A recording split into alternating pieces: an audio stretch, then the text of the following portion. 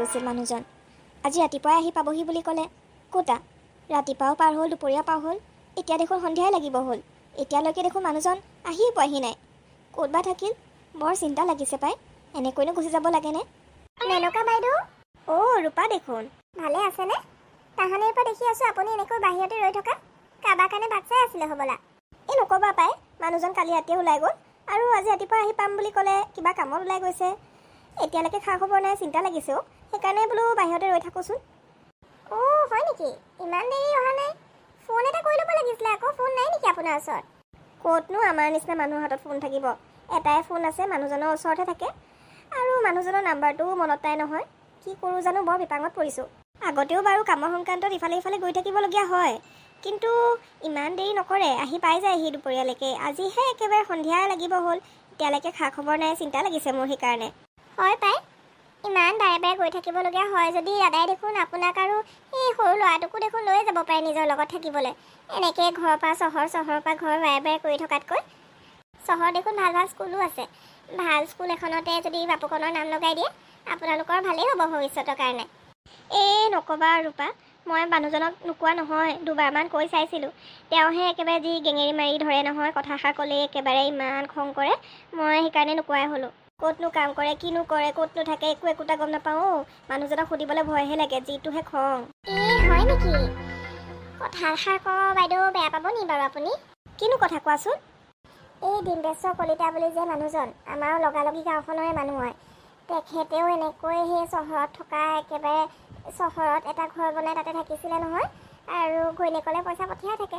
পিছতহে গম পাইছোঁ বোলে নহয়, তাৰ বেলেগ এখন সংসাৰেই আছে চহৰত। চহৰত এখন সংসাৰ আৰু গাঁৱত এখন, গম পাইছে? মোৰ আকৌ আপুনি কথাষাৰ কওঁতে একেবাৰে তেওঁলৈহে মনত পৰিলে। কি কথা কৈছা এইবোৰ তুমি ৰূপা? দাদা এজন ব্যৱসায়ী মানুহ, আৰু ব্যৱসায় কামতহে তেওঁ ইফাল ইফাল কৰি ফুৰে। তুমি এনেকুৱা নিজ মনৰ মানুহ বুলি মই ভবা নাছিলোঁ। এই বাইদেউ, আপুনি মোক বেয়া নাপাব, মনত কথাষাৰ আহিলে কাৰণেহে ক'লোঁ আপোনাক। হ'ব দিয়া, মোক তোমালোকৰ পৰামৰ্শৰ দৰকাৰ হ'লে মই জনাম বাৰু, কিন্তু এনেকুৱা ধৰণৰ কথা নেক্সট টাইম মোৰ আগত নক'বা। ঠিক আছে বাইদেউ, আপুনি যি ভাল দেখে সেইটোৱে কৰিব। ওচৰ চুবুৰীয়া বুলিহে মই কথাষাৰ কৈ আপোনাক আগতীয়াকৈ সকিয়নি এটা দি থ'লোঁ। আপোনাৰ বেয়া লাগিলে যদি মোক মাফ কৰি দিব। মই আৰু গৈহে থাকোঁ ঘৰলৈ। যোৱা। এনেকৈ আৰু কিমান দিন চলিব অজয়? তুমি তোমাৰ ৱাইফক এতিয়ালৈকে ডিভ'ৰ্চ দিয়া নাই। আমাৰ বিয়া পতা দেখোন এতিয়া 2 বছৰে হ'ব হ'ল। সপ্তাহত অকল এদিন দুদিনহে মোক লগ কৰিবলৈ আহা। বেছিভাগ সময় তোমাৰ সেই গাঁৱলীয়া ৱাইফজনীৰ লগতহে থাকা। এনেকৈ আৰু আমাৰ বিয়াখন নচলিব। তুমি জানাই নহয় মই কেনেকুৱা। মোৰ এবাৰ যদি খং উঠে নহয়, তোমাক ডিভ'ৰ্চ দিবলৈ মোৰ বেছি সময় নালাগে। সোণজনী, ইমান খং নকৰিবা। তুমি দেখোন জানাই, গাঁৱত থাকিলেও মোৰ মনটো তোমাৰ লগতহে থাকে। আৰু এইবাৰ তোমাৰ কথা হিচাপতে 2 দিন থাকিয়ে দিলোঁ দেখোন। কাইলৈ যাবলৈ দিয়া, আকৌ আহিম নহয়। কি? তুমি আকৌ যোৱাৰ প্লেন কৰিছা? নহ'ব, মুঠতে নহ'ব। কাইলৈ তুমি যদি গাঁৱৰ ঘৰলৈ যোৱা, তেনেহ'লে ময়ো যাম তোমাৰ লগত।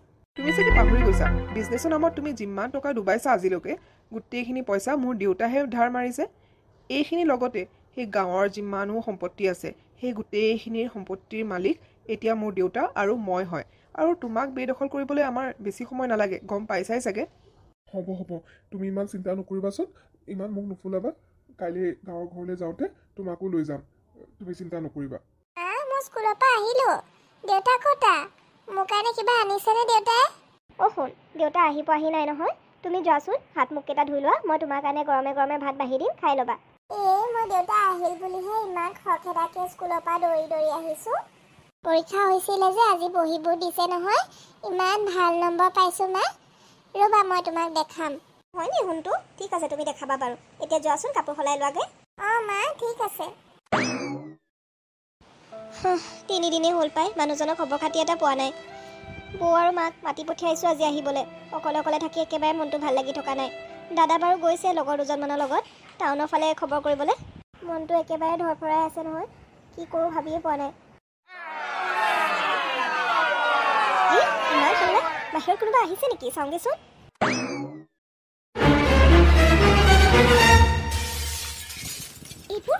এইবোৰ কি হয়? আপুনি কাৰ লগত আহিছে? কি হয় মোক কওক, আপুনি কাৰ লগত আহিছে? কাৰ লগত আহিব এই চৰম নোহোৱা বুঢ়াটো? চহৰত সি ছোৱালীৰ লগত ইলিমাই কৰি আছিলে। কি? এইবোৰ কি কৈছা মা তুমি? হেৰি, আপুনি একো নকয় কিয়? কোন হয় এজনী ছোৱালী, কওক না। এই চৰম নোহোৱা বুঢ়াটো ই চহৰত ইলিমাই কৰি আছিলে। তোক আৰু নিজৰ পুতেকক গাঁৱত ৰাখি নিজে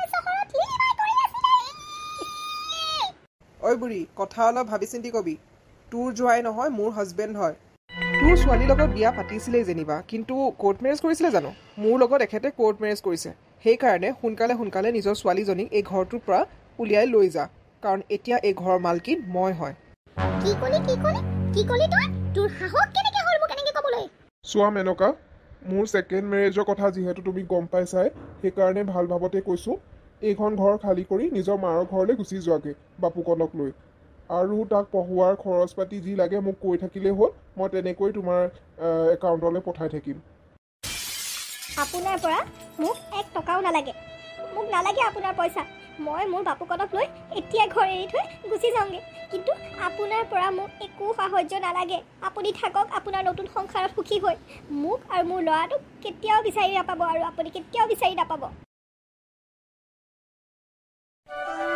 ইমান ধুনীয়া হৈছে লুচি আৰু তৰকাৰীখিনি মোৰ যে খাই হেঁপাহে পলোৱা নাই আৰু খাওঁ লাগিছে দেখোন সঁচাকৈ কৈছানে এনেই কৈছা ধৰিব পৰা নাই দেই কিন্তু মই লৈয়ে আনিছোঁ তুমি খাই ভাল পাইছা বুলি এনেইনো কিয় ক'ম সঁচাকৈ ভাল লাগিছে আকৌ এতিয়াৰ পৰা আৰু বাবলুক টিউশ্যন কৰাবলৈ ঘৰলৈ নামাতো ইয়ালৈকে আহি পঢ়াব লাগিব যেন পাইছোঁ তেতিয়াহে ইমান ধুনীয়া ধুনীয়া খাবলৈ পাম পিছে বাবলু এইবাৰ পৰীক্ষাৰ ৰিজাল্টটো কেনেকুৱা কৰিলা যোৱাবাৰ নিচিনা 2টা লাডু লৈ অহা নাইতো অংকত এইবাৰো বেয়াই কৰিছে অকল 7 নম্বৰ পাইছে 100 ভিতৰত কিমান যে কওঁ পঢ়া শুনাত মন দে ইমানখিনি কোৱাৰ পিছতো সেই 7 নম্বৰহে লৈ আনিছে 100 ভিতৰত আৰু আমাৰ সেই বাপুকণ ইমান অশান্তিৰ ভিতৰতো 100 ভিতৰত 100 পায় নহয় গম পাইছে নাই হ'ব দেউতা ইমানকৈ নক'বচোন মোৰ ল'ৰাটোক সি অকণমান পঢ়াত গেধা হ'ব পাৰে কিন্তু চেষ্টা বহুত কৰে এতিয়া চবৰ নিচিনা চোকা নহ'বও পাৰে দিয়কচোন সেই বুলিয়েতো তাক টিউশ্যন দিয়াইছোঁ এইবছৰৰ পৰা সি ভাল কৰিব তাকেই পায় 2টাই নাতি মোৰ 2টাৰে ভাল হোৱাতে বিচাৰোঁ এই ৰাচন্দনা আমাৰ বাবলুৰ লগতে বাপুকণৰো টিউশ্যনটো লৈ ল'বা একেলগে 2টাই টিউশ্যন কৰিলে কিজানি তাৰো মন বহে অঁ ঠিকেই কৈছে কাইলৈৰ পৰা তেনেহ'লে 2টাকে পঢ়াব আৰম্ভ কৰিম তেতিয়া 2টাৰে ৰেজাল্ট বহুত ভাল হ'ব দোকানখন বন্ধ কৰিবলগীয়া হ'ব যেনহে পাইছোঁ ইমান যে ধাৰ লাগিছে নহয় কেনেকৈ চলাম কি কৰিম ভাবিয়ে পোৱা নাই সেই ৰাজু নামৰ ধুৰন্ধৰটোৱে পইচাখিনি নিলে 50,000 টকা দিছিলোঁ পাই সেই টকাখিনি আৰু মোক নেদেখিলোঁ ক'তনো লগালে কিনো কৰিলে আৰু মানুহটো খা খবৰ নাই নহয় পইচাখিনি লৈহে পলালে এতিয়া আৰু কেনেকৈ যে ধাৰবোৰ তিৰো মই একোৱে ভাবি পোৱা নাই পাই ধাৰ নালাগিবনো কিয় আপুনিহে ভনীয়েৰক ঘৰত আহি সোমোৱালেহি তাহাঁতি অহাৰে পৰা আমাৰ ঘৰখন চলাবলৈ যে কিমান দিগদাৰ হৈছে মই ক'বও নোৱাৰোঁ একো বোৱাৰী মানুহ হয় বেছিকৈ ক'লেও বিপদ আপুনি মুখখন নুখুলে কিয় মই একো বুজিয়ে নাপাওঁ আমাৰোতো সংসাৰ এখন আছে ন কেনেকেনো কওঁ এজনীয়ে ভণ্টি তাইক আৰু ইমান বিপদত অকলশৰীয়াকৈ এৰি দিব নোৱাৰোঁ নহয় কথাবোৰ ইমান ওপৰা-ওপৰিকৈ এৰি দিব নোৱাৰি দেই আপোনাৰ মাৰো কমতি নহয় আজি মিছ আহোঁতে পটককৈ কৈ দিলে জানেনে বাপুকণকো টিউশ্যনটো দিয়াই দিবলৈ আৰে পইচাৰ কথা অলপো চিন্তা নকৰে নেকি আমাৰোতো দিগদাৰ হয় ঘৰ চলাবলৈ নিজৰ জীয়েকক আনি সোমোৱাই লৈছেহি কিন্তু জীয়েকে জানো কিবা এটা কৰিছে নাজানো আৰু কিমান দিন এনেকৈ সহ্য কৰি থাকিব পাৰিম কিবা এটা উপায় উলিয়াব লাগিব বুজিছে নহ'লে বা আমাৰ বৰ বিপদ হ'ব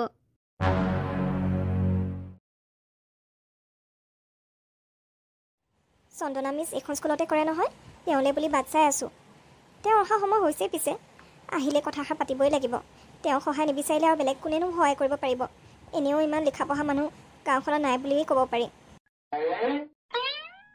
অঁ মেনকা বাইদেউ দেখোন আপুনি স্কুলৰ ফালে আহিলে যে বাপুকণক লগ ধৰিবলৈ আহিছিলে নেকি নহয় পাই বাইদেউ বাপুকণক স্কুলত থৈ আপোনালৈহে বাট চাই আছিলোঁ অঁ হয় নেকি কি কথাত বাৰু টিউশ্যন পঢ়াবলৈ আজি আবেলি আহিলোহেঁতেন নহয় তেতিয়াই পাতি ল'ব পাৰিলেহেঁতেন মিছাতে ইমান ৰাতিপুৱা আহিলে পাই কিনো ক'ম আৰু চন্দনা বাইদেউ বৰ বিপদত পৰিছোঁ এনেকুৱা কথা এটা ঘৰত পাতিবলৈ মন নাযায় সেইকাৰণেহে এনেকৈ আপোনাক লগ ধৰিছোঁ মোক এটা চাকৰি বৰকৈ দৰকাৰ হৈছিল আপোনালোকৰ স্কুলখনত কিবা চাকৰি আছে নেকি আয়াৰ চাকৰি হ'লেও হ'ব আছে যদি মোক কওক না মই কাম কৰি অকণমান ধন অৰ্জন কৰিব বিচাৰিছোঁ নহ'লে বা যে মই বাপুকণক কেনেকৈনো ডাঙৰ কৰিম আপুনি বহুত ভাল কথা ভাবিছে বাইদেউ স্বাৱলম্বী হোৱাটো বহুত ভাল কথা হয় পিছে আমাৰ স্কুলখন তেনেই সৰু আমাৰ স্কুলত তেনেকৈ আয়া চায়া দৰকাৰেই নাই আমি মাষ্টৰকেইটাই যেনে তেনে মিলি মেলিহে স্কুলখন চলাই আছোঁ গাঁৱৰতো জানেই ল'ৰা ছোৱালী কেইটানো পঢ়িবলৈ আহে তেনেহ'লে আৰু মই ঘৰে ঘৰে কাম বিচাৰিহে যাব লাগিব বাইদেউ কাৰণ মইতো পঢ়া শুনাও নহয় চাকৰি বিচাৰি যাবলৈ এই নহয় বাইদেউ আপোনাক নিৰাশ হ'বলৈ মই কথাষাৰ কোৱা নাছিলোঁ নহয় মোৰ এটা বুদ্ধি আছে আপোনাৰ হাতত টকা পইচা অলপ আছে নেকি বাৰু অ পৰি গম পোৱা নাই আমাৰ মেনেকা ক'ত আছে? মইনো কেনেকৈ জানিম তাই ক'লৈ গৈছে? মই ইয়াত চোতালহে সাৰি আছোঁ। তাই ক'লৈ গৈছে কি কথা সেইবোৰ ধ্যান ৰাখি থকা নাই নহয়। মই কথাষাৰ সুধিছিলোঁহে, তুমি ইমান গৰম গৰম কথা কিয় কৈছা মোক? মই কি কথা ক'লোঁ হয় বোৱাৰী? তোমাৰ ইমান গাত লাগিল যে? সেইবোৰ কথা মোক নুসুধিব মা। আপোনাক কিবা কৈ লাভ আছে যেন মোৰ নালাগে, কাৰণ ছোৱালীজনীক আৰু নাতিটোক আপুনিহে পুহি ৰাখিছে, কিন্তু তাৰ ওপৰঞ্চি খৰচখিনিতো মোৰ মানুহজনে উঠাব লাগিব। চিন্তা নকৰিব বৌ, এতিয়াৰ পৰা আৰু তোমালোকে আমাৰ খৰচ বহন কৰিবলগীয়া নহয়। মাজনী তই ক'লৈ গুচি গৈছিলি? এনেকৈ আৰু নোকোৱা নেমেলাকৈ গুচি যাব লাগেনে? কিমান চিন্তা লাগি আছিলে মোৰ। তুমি কোৱা কথাষাৰৰ অৰ্থ মই নুবুজিলোঁ মেনকা। কি ক'ব বিচাৰিছা? তোমালোকৰ খৰচ মোৰ মানুহজনে বহন নকৰিলে আৰু কোনে কৰিব? তুমিতো নিজে চাকৰি তাকৰি নকৰা। সেইকাৰণে চেষ্টা কৰিছোঁ বৌ নিজৰ ওপৰতে নিৰ্ভৰশীল হ'বলৈ। আজিকালি কোনেও কাৰো কাৰণে একো কৰি থৈ নাযায়। চবেই নিজৰ নিজৰ দায়িত্ব বহন কৰিবই লাগে। সেইকাৰণে ময়ো কাৰো ওপৰত বোজ হ'ব বিচৰা নাই। কিন্তু মাজনী তই কি কৰিবলৈ ওলাইছ অলপ কচোন খোলা খুলিকৈ। ঘৰে ঘৰে কাম কৰিবলৈ যাম বুলি ভবা নাইতো? নহয় মা, তেনেকৈ একো ভবা নাই। মোৰ কেইটামান সোণৰ গহনা আছিলে যে, সেইকেইটাকে বিক্ৰী কৰি কেইটামান টকা পাইছোঁ।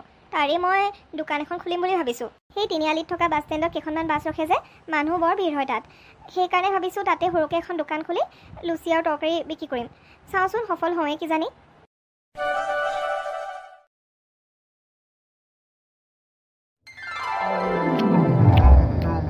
আহা হা হা মজা লাগি গ'ল। ইমান সোৱাদ লগা আলু তৰকাৰী আৰু পুৰি।